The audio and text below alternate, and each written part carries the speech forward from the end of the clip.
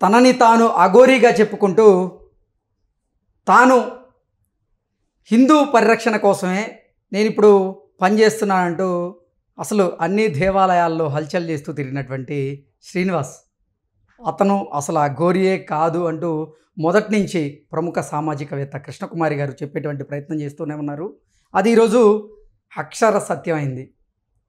అసలు శ్రీనివాస్ అఘోరియే కాదు, అంగం తనకి ఇన్ఫెక్షన్ అవ్వడం వల్లే దాన్ని తొలగించుకున్నారనేటువంటి పక్కా ఆధారం అయితే ప్రస్తుతం మా దగ్గర ఉంది. కాకపోతే అది చూపించడానికి వీలు కాదు కాబట్టి మీకు మేము అది స్క్రీన్ మీద బ్లర్ రేసి చూపిస్తాము. మొదటి నుంచి వైల్డ్ వుల్ఫ్ ఛానల్ కానీ అలాగే సామాజికవేత్త అయినటువంటి కృష్ణకుమారి గారు ఏదైతే చెప్పారో శ్రీనివాస్ విషయంలో అది నిజంగా అక్షర సత్యమైంది. ఆయన అసలు అఘోరియే కాదు, అఘోరి ముసుగులో నాకు తాంత్రిక శక్తులు ఉన్నాయి, నేను ప్రత్యేకమైనటువంటి పూజలు చేస్తానంటూ ఎంతోమందిని నమ్మబలికి వారి దగ్గర నుంచి డబ్బులు గుంజుకుంటూ ఉన్న నేపథ్యంలో ఇప్పుడు అరెస్ట్ అయ్యి జైలు జీవితాన్ని గడుపుతూ ఉన్నారు. ఈ నేపథ్యంలోనే అసలు దీని మీద మనం పూర్తి స్థాయిలో ఒకసారి విశ్లేషణ అయితే చేసుకుందాం. ప్రస్తుతం మనతో పాటున్నారు ప్రముఖ సామాజికవేత్త, ప్రముఖ రాజకీయ విశ్లేషకులు కృష్ణకుమారి గారు. మేడంతో మాట్లాడదాం. మేడం నమస్తే. మేడం నమస్తే. మీరు మొదటి నుంచి పదే పదే ఒకటే ప్రస్తావించారు శ్రీనివాస్ విషయంలో. అసలు శ్రీనివాస్ అఘోరియే కాదు, శ్రీనివాస్ ట్రాన్స్జెండరే కాదు, ఒక చిన్న తప్పిదం వల్ల ఆయన అంగానికి ఇన్ఫెక్షన్ అయింది, దానివల్ల దాన్ని తొలగించుకున్నాడు అంతే తప్ప ఆయన అఘోరీ వేషం కట్టి ఇప్పుడు సనాతన ధర్మాన్ని భుజాన మోస్తున్నట్లుగా బిల్డప్ ఇచ్చాడు అంటూ మీరు పదే చాలా సందర్భాల్లో చెప్పారు. ఇప్పుడు అదే వాస్తవం అయింది. మన దగ్గర ఒక ఆధారం కూడా బయటకు వచ్చింది. ఏంటి మేడం అసలు దీన్ని ఎలా చూడాలి? ఇంకా చూడడానికి ఏం లేదు, ఇది వాస్తవం. మరి మీకేంటి, ఏమైనా జ్యోతిష్యాలు తెలుసా, మీరు ఎలా చెప్పగలిగారు అని అనుకోవచ్చు కొంతమంది. అంటే పదే మీరు అసలు ఆయన అఘోరియే కాదని చెప్తున్నా ఎంతమంది మోసపోయారు కదా. అరే ఇప్పుడు కూడా మోసపోతారు, జైల్లో ఉంటే కూడా మోసపోతారు. ఓకే, అంటే ఇన్ని చూసిన తర్వాత కూడా, ఇన్ని చూసాక కూడా మోసపోతారు. అయితే ఈ శ్రీనివాస్ కావచ్చు, ఇంకో ప్రసాద్ కావచ్చు, ఇంకో ప్రసాద్ కాకపోతే ఇంకొకళ్ళు కావచ్చు, లేడీస్ కావచ్చు, జెంట్స్ కావచ్చు. వీళ్ళు పరాన్న జీవుల్లాగా మాకు జనాల అమాయకత్వమే వీళ్ళకి పెట్టుబడి, జనాల దురాశ అత్యాశ వీళ్ళకి పెట్టుబడి, అంతకంటే ఏమీ లేదు. 4 మాటలు చెప్పటం వస్తుంది. ఆ మనిషిని చూసి ఆ మనిషికి ఉన్న కష్టాలు అంటే వాళ్ళ భావోద్వేగాలను అంచనా వేయడం, నథింగ్ బట్ సైకాలజీ, ఎంతో కొంత మినిమం సైకాలజీ. దీనికి ఏమి డిగ్రీలు పట్టాలు అక్కర్లా. అంటే ఒక మనిషిలోని బలహీనతల్ని వారు క్యాష్ చేసుకుంటున్నారు అంతే. ఆ బలహీనత భయమా, అత్యాశ, దురాశ, ఏదైనా కావచ్చు, ఇవన్నీ బలహీనతలే మనిషికి. అయితే ఈ బలహీనతల మీద వీళ్ళు ఏ బలహీనతలో ఉన్నారు అనేది కాసేపు మాట్లాడితే అర్థమవుతుంది. అర్థమయ్యి దాని ప్రకారంగా వాళ్ళ రూట్లోకి వీళ్ళు వెళ్ళి వాళ్ళను తమ రూట్లోకి తెచ్చుకుంటారు. ఫస్ట్ అయితే వీళ్ళు వాళ్ళ రూట్లోకి వెళ్తే వాళ్ళు చక్కగా మనకు ఒక ఆధారం దొరికింది, ఒక ధైర్యం దొరికింది, లేదు అంటే ఏడవటానికి ఒక భుజం దొరికింది అన్నట్లుగా వీళ్ళు ఫీల్ అయిపోతారు. ఫీల్ అయిపోయి మొత్తం ఓపెన్ అప్ అయిపోతారు. ఇప్పుడు ఆ రాధిక పరిస్థితి అదే కదా. రాధి నేను లేకుండా, నువ్వు లేకుండా నేను ఉండలేకపోతున్నాను, ఈ జీవితం నీది తట్టుకోలేకపోతున్నాను, నా వల్ల కావటం లేదు రాధి అని మాట్లాడాడు అంటే అది మామూలుగా భార్యాభర్తలు ఇట్లా మాట్లాడుకుంటే అసలు విడాకులే రావు. ఇవాళ చాలా మందికి ఈ మాత్రం విడాకుల రేటు తగ్గుండేది. ఈ మాత్రం ప్రేమాభిమానాలు లేకే విడాకులు అవుతున్నాయి పాపం. అవును, వాళ్ళకి తెలియదు ఇట్లా మాట్లాడవచ్చు, ఇట్లా మాట్లాడాలి, ఇట్లా మాట్లాడితేనే కరెక్టు అని. ఏది ఏమైనప్పటికీ ఇక్కడ అర్థం కావాల్సింది ఏంటంటే మన మూర్ఖత్వము, మన అమాయకత్వము, మన దురాశ వేరే వాళ్ళకి ఒక పెట్టుబడిగా మారుతుంది. వాళ్ళు డబ్బులు సంపాదించుకోవడానికి మనం పనిముట్లుగా మారుతున్నాము అనేది అర్థం చేసుకోవాలి. ఇప్పుడు విక్రమార్కుడు సినిమా ఉంది మేడం, చూసాం కదా. ఆ సినిమాలో గుండు కొట్టించుకుంటే లచ్చిందే వచ్చేస్తుంది అని చెప్తాడు. సగం గుండు కొట్టిన తర్వాత నీకు ఎంత ఇస్తావు అని అడిగితే, సరే ఏదైనా నీ వల్లే నాకు వస్తుంది కదా, నిజంగా వస్తే 1016 ఇస్తాను నీ వల్లే వస్తుంది కాబట్టి చెరిసగం తీసుకుందాం అన్నారు అనుకోండి, అది వేరుగుండేది. కానీ 1116లో 116లో ఇస్తానంటది. కోపం వచ్చేసేసి ఆ గుండు సగం కొట్టి వచ్చేస్తాడు. అయితే ఆ తర్వాత మళ్ళీ ఇంకొకడు వచ్చి ఎక్కువ డబ్బులు తీసుకుని గుండు కొడతాడు. అంటే వీడి బ్యాచ్ చూడే. అంటే ఇది చాలా రియలిస్టిక్గా తీశాడు ఆ సినిమా రాజమౌళి. అయితే ఇప్పుడు వస్తాయి అనుకున్న డబ్బులు రాకపోగా ఈ గుండు గీయించుకుంటానికి డబ్బులు ఖర్చు పెట్టాల్సి వచ్చిందా లేదా? అక్కడ ఏంటి మనకు అర్థమైంది, దుఃఖానికి చేటు అని అర్థమైంది కదా. దీనిలో వీళ్ళందరూ కలిసి చెప్పుకోవటానికి వెళ్తే మంత్రి గారి భార్యకు కూడా గుండు కొట్టేసుకుంటుంది ఆవిడ కూడా, నా బాధలు ఎవరికి చెప్పుకోను అని. మొన్నటికి మొన్న ఇంత తతంగాలు జరుగుతున్న సందర్భంలో కూడా ఒక ఎమ్మెల్యే 5 లక్షలు ఇచ్చాడంట వీరికి. ఎగ్జాక్ట్లీ. అంటే నేను అందుకు ఆ సినిమా గురించి చెప్పాల్సి వచ్చింది. ఇప్పుడు ఈ 2,30,00,000 ఏవైతే ఉన్నాయో అకౌంట్లో ఎలా వచ్చాయి అనేది తీస్తే చాలామంది గొప్పవాళ్ళు బయటకు వస్తారు. అలాగే శ్రీనివాస్ని మనం మరీ అంత తక్కువ అంచనా వేయటానికి వీలు లేదు. వాడలా మేకప్లు వేసుకొని డీఫేమింగ్ చేసుకొని మొదటి రోజు లిప్స్టిక్ వేసుకొని తలకి కొప్పు పెట్టి దాని చుట్టూ పువ్వులు పెట్టి ఒక రకమైన వేషంలో వచ్చాడు. ఆ వేషం అయిపోయిన తర్వాత ఒక 15,000 పెడితే ఆ విగ్గు దొరుకుతుంది, ఆ జుట్టు ఉండే విగ్గు దొరుకుతుంది, ఆ విగ్గు పెట్టుకున్నాడు. అంటే దీని అర్థం ఏంటి అంటే మనుషులకి నమ్మించటానికి తన ఆహార్యాన్ని మార్చుకున్నాడు, తన బాడీ లాంగ్వేజ్ని మార్చుకున్నాడు. ఋతుస్రావం వచ్చిందని చెప్పాడు. అయితే అసలు ఇతను ట్రాన్స్జెండర్ కూడా కాదు అని, అఘోరీ కాదు అని T1 నుంచి చెప్తున్నా. అప్పుడు అతను ట్రాన్స్జెండర్ అయి ఉండొచ్చు అనుకున్నాం. అనుకుంటే ఎప్పుడైతే ఋతుస్రావం వస్తుంది అని చెప్పాడో ఒక ట్రాన్స్జెండర్కి ఋతుస్రావం రాదు అని ఒక బేసిక్, ఇప్పుడు ఎవరికే మహిళలకి ఋతుస్రావం ఎందుకు వస్తుంది? గర్భాశయం ఉంటే అండోత్పత్తి జరిగితే అది గర్భిణీ వస్తేనేమో అది ఒక ఈ బిడ్డకి పిండంలాగా ఏర్పడింది, బిడ్డకి దిండులాగా ఉపయోగపడుతుంది, ఒక పొరలాగా పిండాన్ని కాపాడటానికి. లేదు అంటే ఎవ్రీ మంత్ ఋతుస్రావం కావాలి, ఇది శరీర ధర్మం. అయితే ఈ మాత్రం చిన్న విషయం కూడా తనకి తెలియలేదా? జనాలు ఎంత వెర్రివాళ్ళు అనుకున్నాడా? ఇప్పుడు ట్రాన్స్జెండర్లు వచ్చింది ఫైటింగ్కి, ఇక్కడ ఈ విషయంలో ట్రాన్స్జెండర్లు వచ్చారు ఫైటింగ్కి. అసలు ఎట్లొస్తుందబ్బా, మాకందరికీ రావట్లేదే, తనకి ఎలా వస్తుంది అని వాళ్ళు ప్రశ్నించారు. ఇప్పుడు ఒక ట్రాన్స్జెండరు బిడ్డను కనలేదు, వాళ్ళకి ఒక కృత్రిమ అవయవాన్ని ఒక అవయవం స్థానంలో ఇంకొక అవయవాన్ని ట్రాన్స్ప్లాంట్ చేస్తారు తప్పితే గర్భాశయాన్ని పెట్టలేరు. మరి గర్భాశయం లేనిదే ఋతుస్రావం ఎట్లొచ్చిందని చెప్పాడు? తెలిసి చెప్పాడా తెలియక చెప్పాడా? ఈ విషయంలో ట్రాన్స్జెండర్లో నేను ఏకమయ్యాం. అందుకని నువ్వు ఈ రోజు నుంచి నువ్వు ఫస్ట్ అఘోరీవి కాదు, తర్వాత ట్రాన్స్జెండర్ కూడా కాదు, నువ్వు ఒట్టి శ్రీనివాస్ అలయాస్ పింకీవి. పింకీ అంటే మళ్ళీ ట్రాన్స్జెండర్ అయిపోద్దిగా. అతను గుర్తుపట్టడానికి అతను అలా వచ్చాడు కదా బయటికి. ఇంకా కొన్ని రోజులు పోయిన తర్వాత 420 శ్రీనివాసు, కిలాడి శ్రీనివాసు, ఇలా వాటికి చాలా బిరుదులు వచ్చేసినాయి.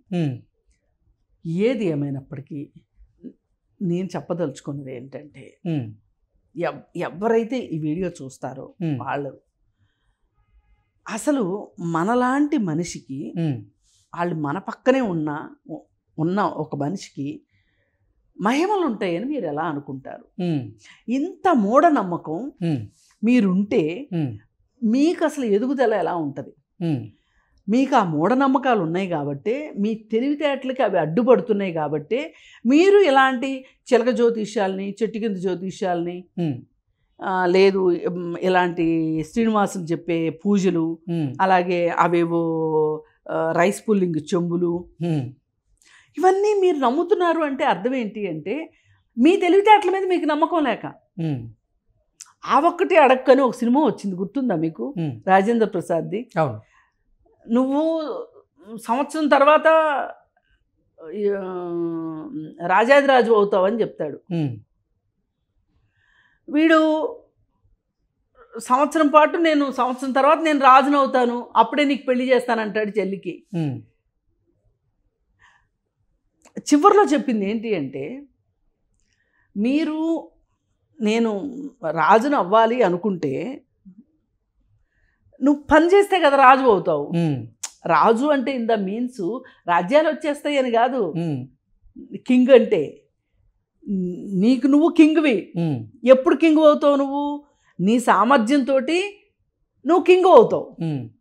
ఇట్లా మనకి మూఢనమ్మకాల గురించి చెప్పడానికి చాలా సినిమాలు వస్తున్నప్పటికీ కానీ మనం మట్టుకు ఆ మూఢనమ్మకాల్లోనే బతుకుతున్నాం. మన శక్తిని మనం తీసి పక్కన పెట్టేసేసి ఎవడో చెప్పేది మనకి నచ్చుతుంది. షార్ట్ కట్లు మనకు నచ్చుతున్నాయి. ఈ షార్ట్ కట్లు ఉండవు విజయాలకి. ఇది అర్థం చేసుకుంటే ఇలాంటి శ్రీనివాసులు పుట్టకుండా ఉంటారు. అసలు ఈ శ్రీనివాసుల్ని పుట్టిస్తుందే మన అత్యాశ. మేడం, ఇప్పుడు శ్రీనివాస్ జైల్లో ఏ సెల్లో ఉన్నారు? అంటే ఇప్పుడు శ్రీనివాసు మహిళా జైల్లో ఉన్నారు. మహిళా జైల్లోనే ఉన్నాడు. మరి శ్రీనివాస్ ఇప్పుడు పురుషుడు అనేది నిర్ధారణ లేదు. స్పెషల్ బ్యారెక్ లో పెట్టారు అతన్ని. అంటే ఒంటరి సెల్, దానిలోకి ఎవరు రావటానికి లేదు. ఒకవేళ అతను అంటే బయటకు వచ్చి ఆయన స్నానాలు చేయాలన్నా, స్నానపు గదులకు వెళ్ళాలన్నా కానిస్టేబుల్ ఉంటారు. నేను అడిగేది ఏంటంటే మేడం, శ్రీనివాసు ఒక పురుషుడు, అతనికి మహిళల మీద కోరికలు వస్తున్నాయి, ఫీలింగ్స్ వస్తున్నాయి కదా. అతన్ని తీసుకువెళ్ళి మళ్ళీ మహిళా జైల్లో వేస్తే వాళ్ళని చూసి మళ్ళీ ఇతను బుద్ధి ప్రవర్తన మారదంటారా? కాదు. అక్కడ జరిగింది ఏంటంటే, ఆ రోజు డాక్టర్లను కూడా వీడు కన్ఫ్యూజ్ చేశాడు. మనుషుల్ని ఎట్లా కన్ఫ్యూజ్ చేస్తాడో డాక్టర్లను కూడా కన్ఫ్యూజ్ చేశాడు. కన్ఫ్యూజ్ చేసి వీడు ఒక సర్టిఫికెట్ చూపించి ఏదేదో చేశాడు. చేస్తే వాళ్ళు కూడా నిజమేననుకొని, అంటే ఇప్పుడు ఈ ఫోటో అబద్ధం అని నేను అనను, కానీ ఈ ఫోటో వాస్తవం. అయితే అక్కడ మరి ఎంతవరకు వాడు ఇన్ఫెక్షన్ వచ్చే వరకు తీయించుకున్నాడు, మిగతా పార్ట్ అట్లాగే ఉండొచ్చు. అయితే దాన్ని బట్టి వాళ్ళు అతను నేను పురుషుల జైలుకి వెళ్ళను అని చెప్పి పేచీ పెట్టాడు. అందుకని ఏం చేశారు అంటే ఈ లేడీస్ జైల్లో పెట్టి స్పెషల్ బ్యారెక్లో పెట్టారు. కాబట్టి ఏంటంటే అక్కడ ఉన్న మహిళలకేమీ ఇబ్బంది అయ్యే అవకాశం లేదు. అసలు బయటకు వస్తే కదా తాళం వేసి ఉంటుంది ఎప్పటికప్పుడు. మన సినిమాల్లో చూపిస్తారు చూడండి, సెల్ ఏకాంతరవాసం లాగా పెట్టారు. పెట్టి ఇతను బయటికి వెళ్ళాలి అన్నప్పుడు ఇతనికి బాత్రూమ్కి వాళ్ళ దగ్గరుండి, గార్డుల దగ్గరుండి తీసుకెళ్తారు. అదేమీ పెద్ద ప్రాబ్లం కాదు. ఇప్పుడు ఇంకో 14 రోజులకి వేసారు. వేసి పోలీస్ కస్టడీకి మొన్న 2 రోజులు తీసుకుంటే చాలా విషయాలు బయటకు వచ్చినాయి.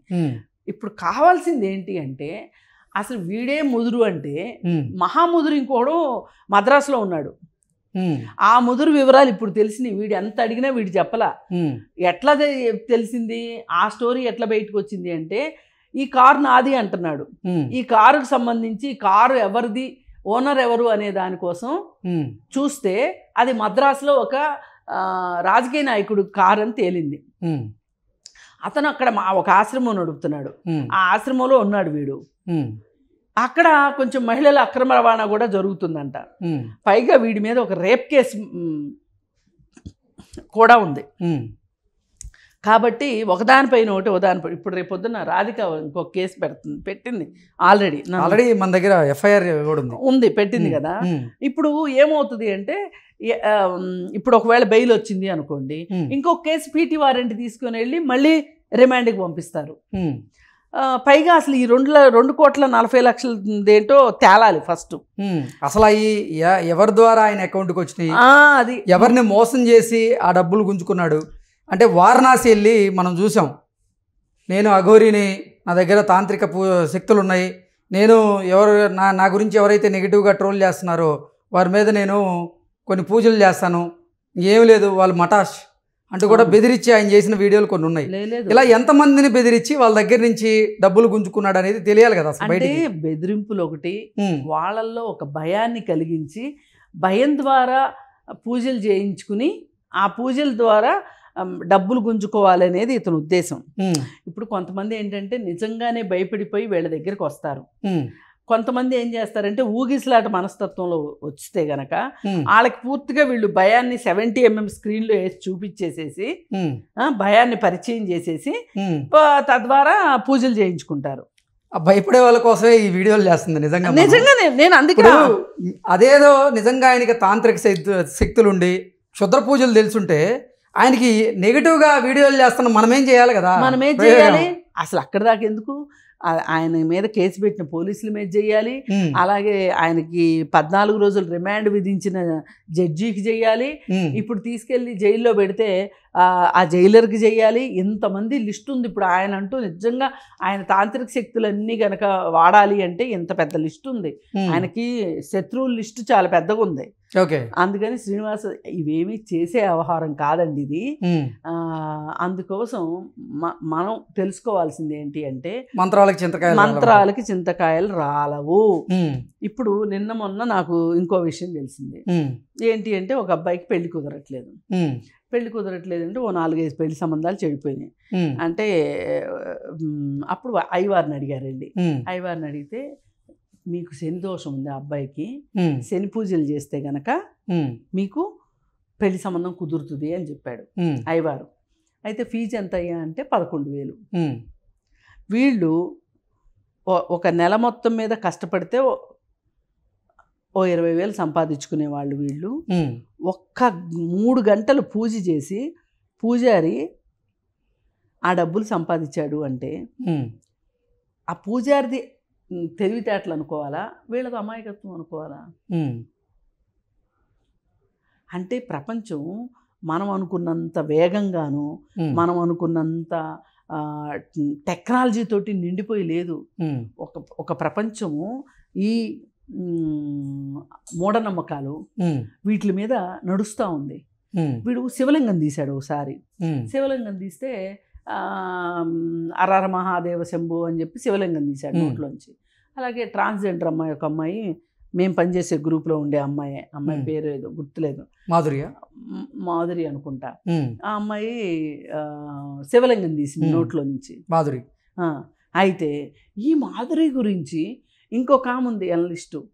అఘోరిని బాగా ఏది సతీ సుమతి తట్లో మొగుడిని మోసినట్టు మోసింది ఒక ఆమె, ఎవరు ఎనలిస్టు. ఆ ఎనలిస్టు మాధురిని తిడుతుంది. పూనకాలు వచ్చేస్తున్నాయి ఆవిడకి, ఓ అని ఊగిపోతుంది. అఘోరిని తిట్టింది, అఘోరిని ఎట్లా తిడుతుంది అని చెప్పి నా దగ్గరికి వస్తే చెప్తాను వాళ్ళ సంగతి అని. ఇప్పుడు చెప్పమ్మా, ఆమె ఎందుకులే కానీ మాధురి సంగతి ఎందుకు కానీ అఘోరి వస్తాడు. ఒరే అఘోరి, అరే శ్రీనివాసు, అఘోరి వేషాలు వేసుకుని మాలాంటి వాళ్ళని కూడా మోసం చేసావేంట్రా, నీకేం పోయే కాలం రా, మామూలు వాళ్ళని మోసం చేసి ఏవో చిన్న చితక మాయామంత్రాలు చేసి డబ్బులు సంపాదించుకోక మానెత్తికి కూడా చుట్టావేంట్రా అని వాడిని పట్టుకుని వలవలా ఏడవాల్సింది పోయి మాధురిని పట్టుకొని తిడుతుంది ఆవిడ. అసలు అఘోరీలు అంటే ఏంటో తెలుసా మీకు? అఘోరీలు ఎంత గొప్పవాళ్ళో తెలుసా? నేను అఘోరీలు గొప్పతనం గురించి వాళ్ళని తక్కువ చేయాలనేది నా ఉద్దేశం కాదు. అసలు అఘోరీలు ఇక్కడ ఉండరు, వాళ్ళ జీవన విధానము జీవన శైలి వేరు. అలాంటి అఘోరీలకి చెడ్డ పేరు తీసుకొస్తున్నాడు. ఇప్పుడు అడి చేసి ఇడి చేసి వీడికి ఆ అఘోరీల అఖాడీలో వీడికి మెంబర్షిప్ లేదని తేలింది. అంటే వీడు ఎక్కడ దాకా తెచ్చుకున్నాడో చూడండి. మరి ఇప్పుడు భుజాన్ని వేసుకున్న వాళ్ళు అందరూ ఏమైపోవాలి చెప్పండి వాడి తరఫున? అందుకే భక్తి వేరు, నమ్మకం వేరు. భక్తి నీలో ఉండాలి, ఉంచుకో, భక్తితో ఉండు. అంతేగాని ఇలా మంత్రాలకు చింతకాయలు రాలుతాయని కానీ, ఈ శని పూజలు చేస్తే పెళ్ళిళ్ళు కుదురుతాయని కానీ, క్షుద్ర పూజలు చేస్తే ఎవరికో ఏదో అయిపోద్ది, శత్రువులందరూ నాశనం అయిపోతారని కానీ, అసలు నిజంగా అవన్నీ ఉంటే అంబానీ మీద అదానీ చేయించుకోడా, అదానీ మీద అంబానీ చేయించడా? అసలు వీళ్ళిద్దరు కలిసి మోడీ మీద చేసి మేమే ప్రధానమంత్రులు అయిపోయాం అనుకోరా? అవునా కాదా? అందుకోసం ఏంటంటే ఇవేవి లేవు. ప్రజలారా దయచేసి నమ్మకండి. శ్రీనివాస్ కథ కంచికి చేరింది ఓకే. ప్రస్తుతానికి. ఇప్పుడు రేపు శ్రీవర్షిణి సంగతి ఏమవుతుందో చూడాలి. వీడు ఏది ఏమైనప్పటికీ అఘోరి కాదు, ట్రాన్స్జెండర్ కాదు, ఒక మామూలు మనిషి, సగటు మగవాడు, పని పాట చేయటం ఇష్టం లేక పరాన్నజీవిలాగా బతకాలి అనుకుని తన కష్టాన్ని నమ్ముకోకుండా తన మోసాన్ని నమ్ముకుని బతికినవాడు. అది మనకి నిరూపితమైపోయింది ఈరోజు. ఓకే. అందుకని తస్మాత్ జాగ్రత్త అని చెప్పటమే మన ఉద్దేశం. Okay. Okay madam, thank you so much. Thank you.